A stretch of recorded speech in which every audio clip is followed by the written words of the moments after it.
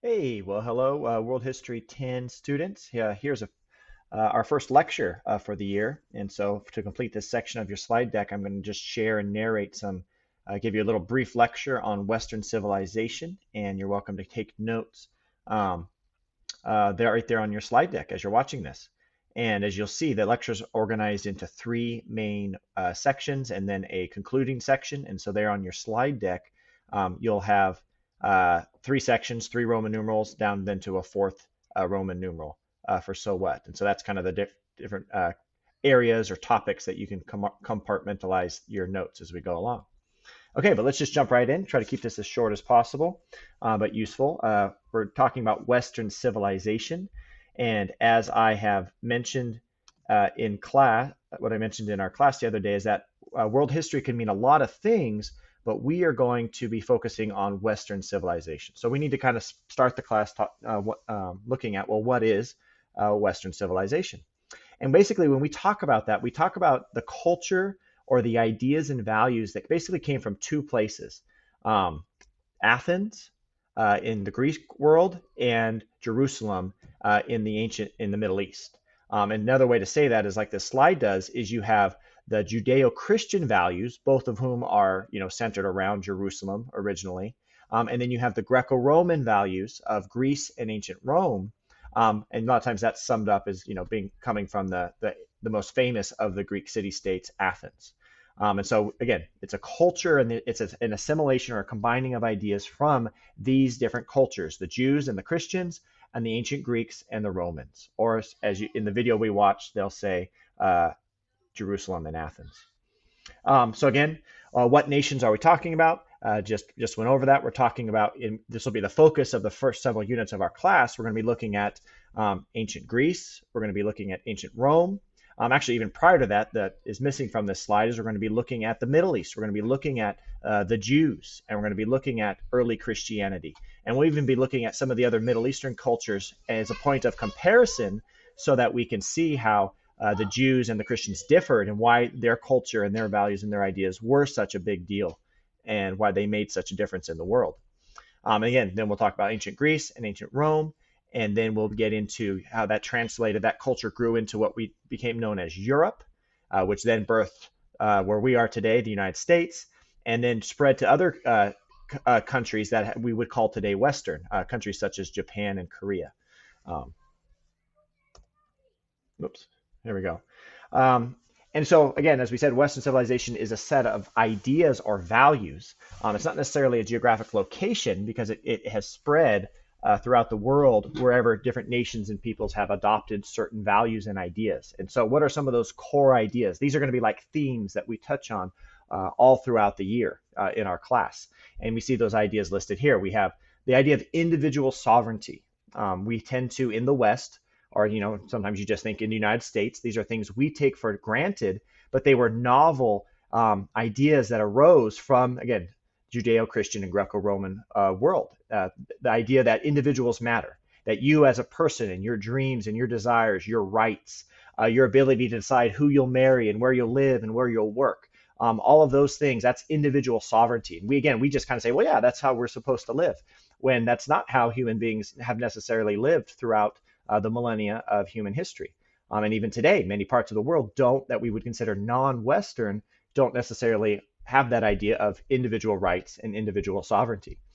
Um, Also, political and economic freedom, the whole idea of freedom, that we should have a say in our government, we should have a say in our laws, we should have a say in who rules over us. That is a Western idea that arose from these Greco-Roman and Judeo-Christian values. Or economic freedom, we call that capitalism, the idea that you should be able to own things and have private property, and not necessarily have it owned by the government or held communally by all of society.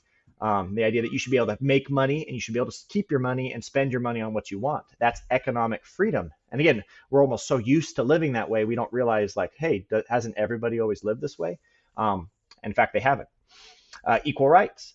The idea that people, regardless of their nation of birth, the language they speak, the religion they adhere to, their gender, their ethnicity, that they're equal and that they should have equal status before the law. They should have equal status in economics. They should have equal rights and be treated fairly within a society. That's, again, a Western value. You see much more hierarchical systems or caste systems or even racial systems or slave systems in other societies. But it was the West that brought on this idea that human beings are of equal rights. The rule of law, again, versus used to, isn't everybody ruled by laws? Yes, but the key to this idea is the idea that law is supremely in charge and that not a man, not a person. So that's the idea of like a constitution or a Bill of Rights, where no matter how powerful somebody becomes in the United States or even in Britain, no matter how powerful the king may have wanted to become at times, in the Western civilization, the law was always above a human being. And no matter how powerful they want, there were some things that even the president can't do because it's unconstitutional. That's the law ruling over top of a man and being the supreme case. Christianity, we see that with Christians who will say, the supreme law in Christianity is not the Pope or is not one person saying, oh, this is how you get to heaven. It's the Bible. When somebody preaches something, a Christian will typically go, if they're a Protestant, say, well, where's that in Scripture? Because they have this idea of the law or what is written is supreme, and no man, no person or individual can counteract that and kind of change the law or change what is true. So that's this idea of rule of law, not kind of like rule by the mob or rule by popular demand or something like that. And then the last one, there's free expression, just the idea of what we usually call our First Amendment rights. The idea that we can think what we want, we can say what we want, we can believe and worship what we want, we can gather and assemble and protest. These are all things that the West has given us, and that we need to kind of, in this class, we'll be tracing how through the development of first Israel and then Christianity or the Romans and the Greeks, how these ideas came melded together into what we call, Western civilization. Okay. You can see that the ideas are really key. So as we study events and we study people, we're always tracking and kind of tracing these ideas over history. We have here pictures of the French Revolution, and that's a sketch by Leonardo da Vinci, the Vitruvian Man. We'll be covering both of those in class. So so you notice the bullet point just changed to, or the Roman numeral just changed to 2. So that first section was, what is Western civilization? Again, a series of values and a series of ideas that have inhabited certain nations over the course of world history and been transferred and evolved and then melded together into what we call, what most of us would think of as just modern life or American life. But again, it's this culture that has arisen from again, Athens and Jerusalem primarily. Well, second part is, why do we call it Western? Why are we calling this Western civilization? Why don't we, I don't know, where did that name come from? And the reason that's relevant is it kind of forces us to track the movement of these ideas briefly through world history. So it's called Western because, again, they arose starting in the Middle East. They arose in Jerusalem. And again, even that term, the Middle East, that kind of comes from a fact that most people would view. We're used to looking at our maps like this, and roughly kind of in the middle, not perfectly, but in the middle is right there where Turkey and Syria are. I don't know if I can click on the screen and it'll show you. Oh yeah, except it clicked away. But right in the middle is Israel. Even the way we draw our maps, China doesn't draw their maps this way. They put China in the middle of the map. Other nations, a lot of times, they would put their nation in the middle of the map. But the map that we're so used to seeing is even a product of this Western civilization because it puts the origin of what we believe right in the middle, and that is Jerusalem or Israel. Because the core of our ideas, the way in which we see ourselves, the way in which we see God, the way in which we see Christianity or the creation, come from the Middle East. And namely the Israelites and the Christians. And again, another reason why then Western is because if you know a little bit of your biblical history, and Mr. Neasley, I'm sure, has talked about this, is that after being born in Israel, the first apostles moved west. Paul the apostle, his 4 missionary journeys, he moved west. He went into Turkey, and then he went into Asia Minor, and he went into the Mediterranean, and finally ended up even further west over there in Rome. And so it was Paul who began that westward movement and taking of that Judeo-Christian values into places like Greece and then Rome, and that's where the ideas began to mix together and kind of morph. And then from there, after the apostles, the journey continued westward, where eventually these ideas become part of the Roman Empire. And the Roman Empire itself expands vastly. It moves east, but also for our purposes, even more importantly, it moves west into places like France, here labeled Gaul, and Spain, and then up into Britain, which is going to be really, really important um, in this story of Western civilization. And so again, going, if you can track my mouse a little bit, um, starting back here in the Middle East, first into Asia Minor, into Greece, then into Rome, and then on up into the rest of Europe. And that is largely because of the Roman Empire. And we'll be spending a whole unit on Rome. And that's so again, notice those ideas, the values that the culture that was born out of the Jews and the Christians is moving westward. And so that's where we're going to end up getting this idea of a Western civilization versus Eastern or something else, because the ideas just historically tended to spread predominantly in that direction from their point of origin in the Middle East. And then that continues in terms of, because Britain establishes a world empire, it doesn't only predominantly head west. So here's Britain. Obviously, you can see they do have Eastern colonies here in Africa and in Asia, in India over here and Australia. But the really, frankly, the historically powerful nation that arises out of the culture established in England and Britain from Europe is, of course, the United States, and to a large extent, even Canada. And so, again, that expansion, and then, you could even say it keeps going west over into Australia. But again, so that chain of westward movement from, again, the Middle East to Asia and Greece to Italy to all of Europe to Britain, and now over to the New World in North America, you continue to see these ideas, those values that I talked about in point number one, as traveled in a way in a westward journey. To the point that America, as much as it's set up kind of an empire or a sphere of influence, most of our sphere of influence was over in the Pacific Ocean. And so America began to influence that Western civilization, those values and cultures, into, along the Pacific Islands, and then through incidences with war into Japan and Korea. And we'll talk about that, but most people would say South Korea and Japan are Western nations. And they are a product of American influence. And they're a product of, again, that westward transfer of this particular culture and this particular set of values. Okay, last point, Christian history. And so another way to look at when we say Western civilization is that we're talking basically about Christian history. It does involve, of course, ideas from Greece and Rome, and they're very important. But when we say Western civilization, we are in a large part talking about the transfer of the gospel from nation to nation, starting with Abraham way back in Sumer in 2000 BC, on into Christianity, and then into Europe, and then to America, and then into Asia. We're talking about Christian history. And so when we kind of think of the modern world, where again, equal rights, human dignity, democracy, freedom, economic freedom, these sorts of science, the whole idea that we are progressing towards a better and better world, those are not just, again, those we take those for granted, but one of the main ideas of this course is those are the result of specific cultures and specific events and ideas that were adopted. And when we think it's very modern to think that way, we are basically saying, that's why the equal sign is there, we're saying it's very Christian to think that way, whether we want to acknowledge it or not. And for this reason, in honest history classes, Christianity is taught and the Bible is taught in great detail, because we cannot really understand America. We can't really understand the modern world. We can't understand freedom and rights and individual sovereignty if we don't acknowledge that it comes from the Bible. And even atheists who are honest, or secular people who are honest, will say this, saying, well, I don't know if the God's real, but the ideas that it spread are what have given us the modern world we enjoy today. Just some quick examples of the types of things we'll be covering. If you haven't heard of it, there's something called the Magna Carta, which was a groundbreaking kind of constitution established in Great Britain.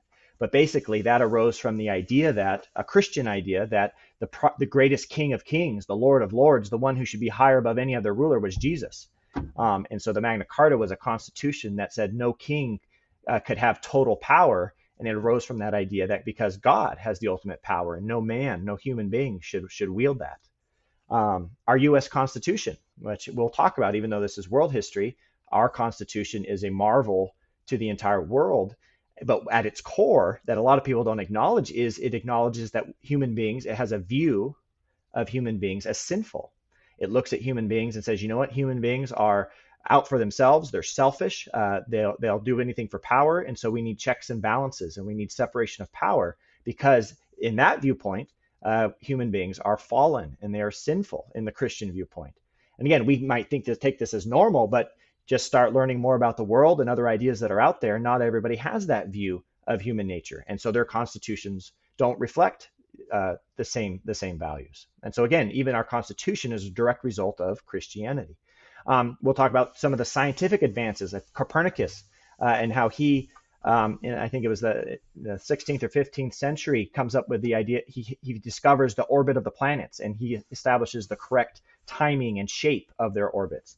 And his discovery, when we talk about it, we'll find out that the way that he originally kind of hypothesized and came up with the proper, and turns out to be correct, orbit of the planets in our solar system, was because he was a Christian. He was actually a priest. And he said, you know what? We serve a God of order. And the Christian God has things of logos and in order and rationality. And so the orbit of these planets must be beautiful and simple and understandable. And so because of his faith in God and who he thought God was, he was able to posit a scientific hypothesis that ended up being a breakthrough, and very, very true.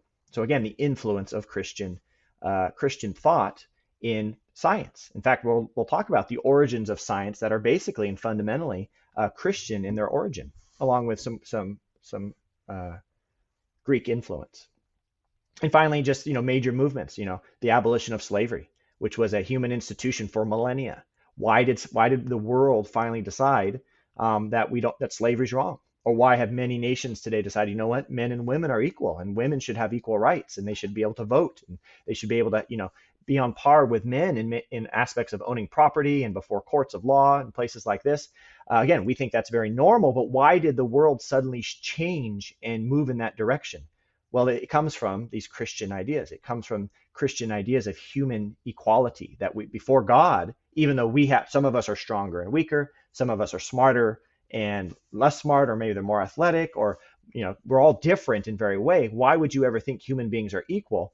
That comes from a Christian view of us being equal before our God in heaven, our Creator.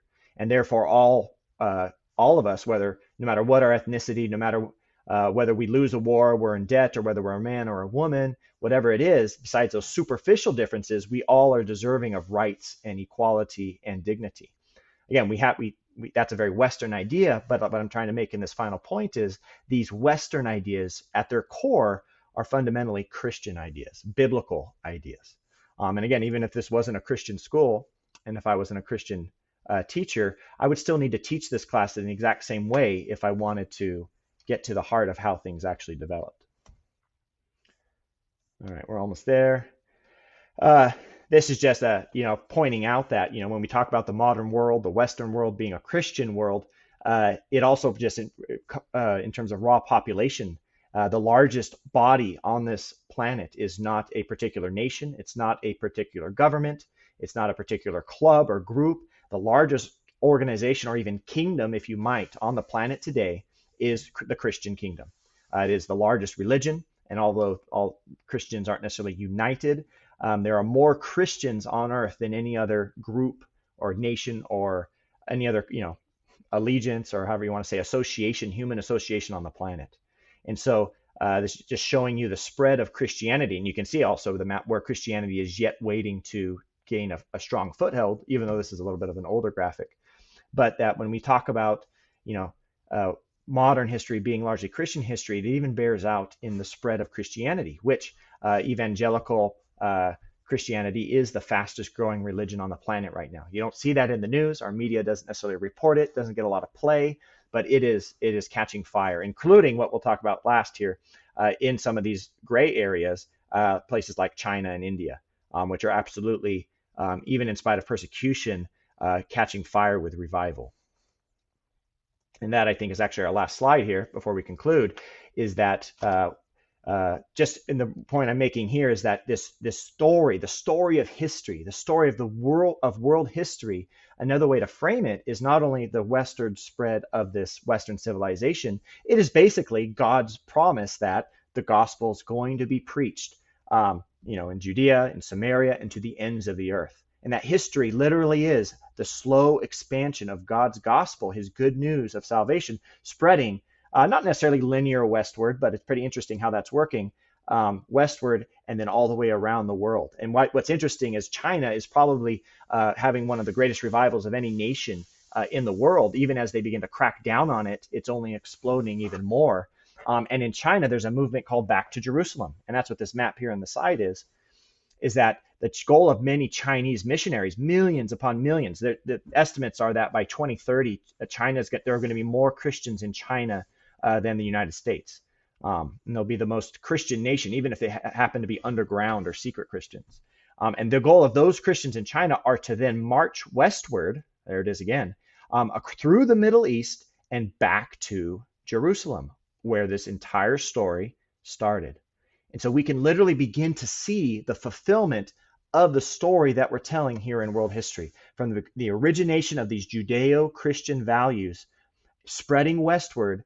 And now we are within striking distance. And for people who talk about the end of the world or the end of time or when Revelation is going to happen, I'm not making predictions there, but it is an extremely exciting time, because not only has Christianity and Western influence gone from, America to Japan and Korea, it's infiltrated China. And China's goal, the Christians there are saying, we're going to reach India, we're going to reach Iran, we're going to reach Afghanistan, we're going to reach Iraq. Ultimately, we're going to take it back to Jerusalem. And that's very, very exciting. And it's powerful, too, because the Middle East has been a hard area to evangelize because of the establishment of Islam. But Chinese Christians are very much more welcome there than, say, an American Christian, or at least a white American Christian. And so it's just amazing. We'll be talking about that story in this class of what God is doing. This quote, I think, sums up the whole idea of what we're trying to say in this lecture, and that is, the dynamism and freedom that characterizes the West is the product of Christianity reforming itself and moving forward culturally. The ascendancy of the West is the story of the difference that Christianity makes, and it's a story we can't let our culture forget. So in other words, when we talk about the West and we talk about modern development, modern civilization, it's basically the story of what Christianity is doing on the earth. The cutting edge of history and the cutting battles and the most fierce battles of history oftentimes are being played out in terms of that Western spread of Christianity, whether, way back from, in Jerusalem, moving all the way into the West. Even you could start to look at what God is doing in the United States and our conflict there with China or events in the Middle East.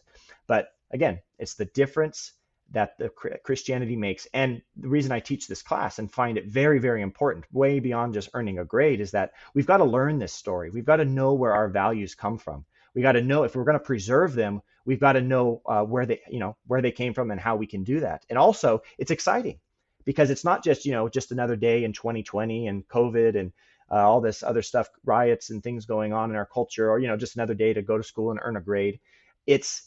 We have a part to play. Our generation, your generation, has a part to play in this westward spread, in this chain of Western civilization, these ideas and values of the gospel going westward all the way around the globe until it's complete. And we need to hold on to that and be excited that God is on the move in the earth, even through COVID. We'll talk about that towards the end, that God is using this as a way to complete and continue telling his story, history, of, again, his ever-expanding kingdom. And so this is just kind of a summary. So what? The last slide is always kind of like the big ideas, like so what? What are you supposed to take away from this lecture? And so that's what these last 3 points are. Western civilization basically tells us who we as Americans are and why we are what we are. Again, the values that we hold, where they came from, and why they are worth fighting for and why they're worth preserving. If we understand Western civilization, we can protect what we value. If we like being able to vote, if we like being free, if we like having rights, if we like being able to worship however we want, if we enjoy the fruits of science, if we enjoy a high standard of living, like why do we get to live better than 99% of the rest of the world? It all comes down to these values that are inherent in Western civilization, and we need to understand those and protect those. And also it's important because, as I was saying a moment ago, the story continues. You are living in this story, and the decisions you make in your life on how to follow God and what career to choose, where you want to live, um, those are going to be part of this story, this march of the gospel values, the Western values throughout the world. And keeping an eye on God, what God is doing there, in places like China and the Middle East, and how He is, um, you know, again, we always look back and go, wow, that was an exciting time. Look what God did. You are in that time right now. We are in that time that is, again, doesn't always feel like history when we're living it, but God is doing something and we're part of it. And the more we're aware of that, the more likely we are to have the impact that God wants us to have. So, okay, that was our lecture for the week, and I hope you enjoyed it. And we'll be discussing some of these ideas during our live sessions this week. So, take care.